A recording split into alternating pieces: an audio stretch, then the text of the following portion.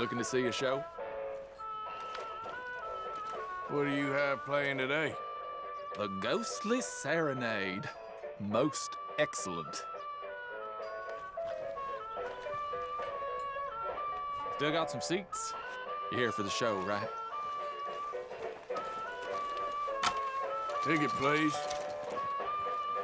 Right then, just head inside the tent.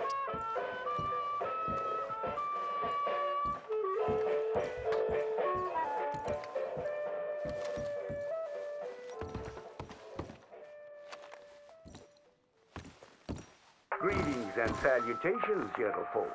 This here's the story about a young couple from the village of Annisburg that was courting a few years after the Revolutionary War. Courting in the woods, as you know young people want to do.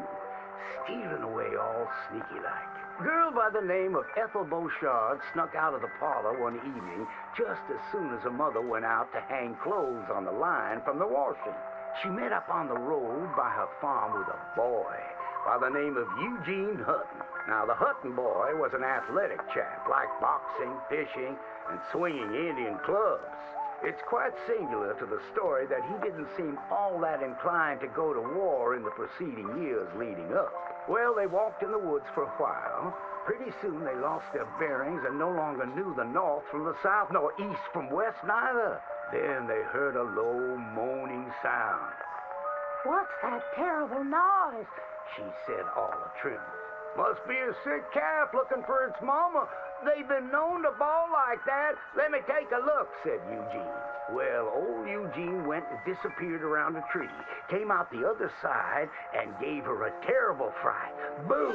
She let out a shriek, then went to chastising. You should be ashamed of yourself, Eugene Hutton, She said, Instead of giving a girl protection, you go carry on acting foolish and fresh like the Queen's prize jester. But right then and there, a chilly wind blew through and knocked off Eugene's hat. I need to get back home. My mama has a terrible temper. She's like to stomp up and down if she finds out we're missing. She is a fair, stout woman, Eugene noted. But just then, before this couple of miscreants could head home, they heard the sound of heavy wheels, groaning, and people marching. The cacophony grew closer and closer, and through the fog they could make out the shapes of ghost horses pulling spectral cannons, and dead soldiers marching as if their graves could no longer contain them, each wearing a vile red coat. You will pay for your moral transgressions, the dead soldier howled, and cut his head clean off.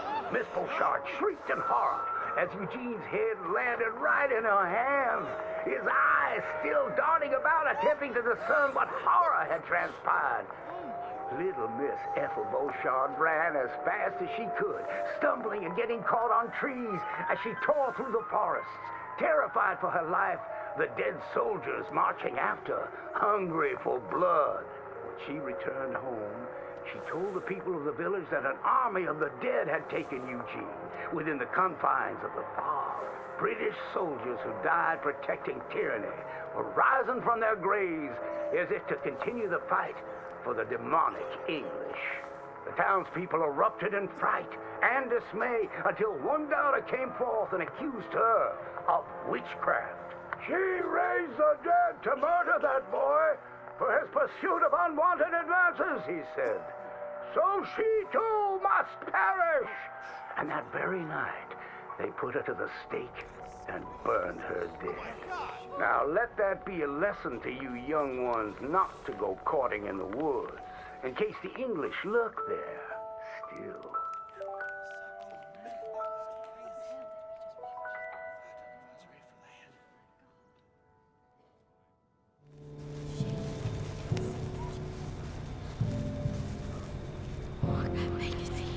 I need to get back home.